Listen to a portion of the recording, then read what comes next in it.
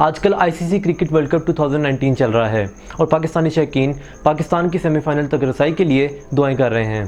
Cricket हमें कुछ ऐसे लाइफ लेसन देता है जो कि हमारी ज़िंदगियों में हमारी मदद कर सकते हैं। ऐसे ही 3 लाइफ लेसन्स आज मैं आपके साथ शेयर करूंगा। लेसन नंबर 1 है नेवर गिव अप। 16 जून 2019 ओल्ड ट्रैफर्ड के मैदान में मुकाबला था पाकिस्तान और भारत के दरमियान। भारत ने पाकिस्तान को 89 रन से शिकस्त दे दी, जिसके बाद पाकिस्तान के सेमीफाइनल तक रसाई के आगे एक क्वेश्चन मार्क लग गया।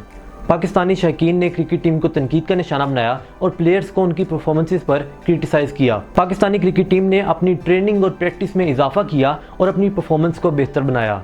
23 जून 2019 को पाकिस्तान का मुकाबला साउथ अफ्रीका के साथ हुआ, जिसमें पाकिस्तान ने 49 रन से कामयाबी हासिल की। उसके बाद कल यानी 26 जून 2019 को पाकिस्तान का न्यूजीलैंड के साथ मुकाबला था। पाकिस्तान ने ये मैच भी 6 विकेटों से जीत लिया।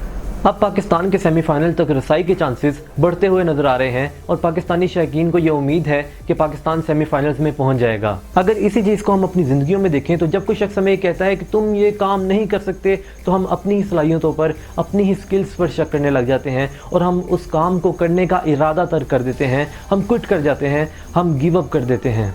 हर इंसान की ज़िंदगी में अच्छे और बुरे दिन आते हैं। एक इंसान का इम्तिहान तब होता है जब वो अपने बुरे दिनों में मौजूद होता है और तब वो अपनी हिम्मत नहीं हारता, अपना हौसला नहीं हारता, कोशिश करता है, मेहनत करता है, स्ट्रगल करता है और फिर वो अपने उन बुरे दिनों को बेहतर दिनों में कन्वर्ट कर लेता है।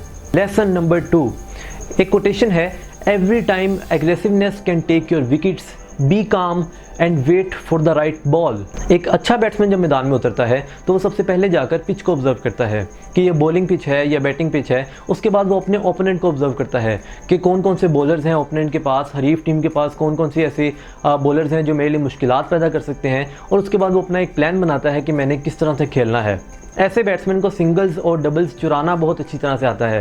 ये ज़्यादा रिस्क नहीं लेता है, ज़्यादा ऐसी शॉट्स नहीं खेलते जिस पर इनको आउट होने के चांसेस हों, बल्कि ये सिंगल्स और डबल्स के साथ स्ट्राइक को रोटेट करते हैं और अपनी इनिंग्स को बढ़ाते चले जाते हैं। और फिर ये उस कोटेशन के सेकंड पार्ट का इंतज़ार करते हैं जिसमें है कि be calm and wait for the right ball. ये राइट बॉल का इंतज़ार करते हैं, ये लूज़ बॉल का इंतज़ार करते हैं कि बॉलर कब लूज़ बॉल कराए और ये ऐसी शॉट मारें जिससे इनके रन्स में इजाफा हो सके। इसी चीज़ को अगर हम अपनी ज़िंदगी में देखें तो अक्सर हम सिचुएशंस को बेहतर तरीके से एनालाइज नहीं कर पाते, बेहतर तरीके से ऑब्जर्व नहीं कर पाते, जिसकी वजह से हम गलत डिसीजंस ले लेते हैं। तो हमें भी एक अच्छे क्रिकेटर की तरह सिचुएशंस को एनालाइज और ऑब्जर्व करना चाहिए और उसके बाद काम रहते हुए एक वाइज डिसीजन लेना चाहिए। लेसन नंबर 3, एक कोटेशन है, your googly only works when they are thrown in right place. इसका मतलब ये है कि आपकी गुगली आपके लिए तभी फ़ायदेमंद होगी, आप तभी रिजल्ट्स प्रोड्यूस कर सकते हैं जब आप अपनी गुगली को राइट प्लेस पर थ्रो करें, सही जगह पर पिच करें।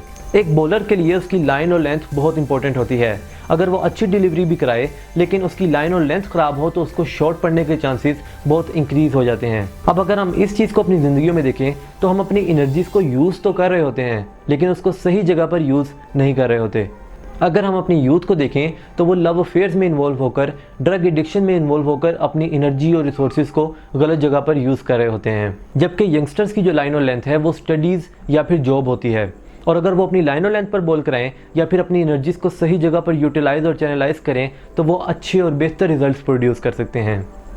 अगर आपको ये वीडियो पसंद आई हो तो अपने फैमिली मेम्बर्स और फ्रेंड्स के साथ शेयर कीजिएगा। शुक्रिया।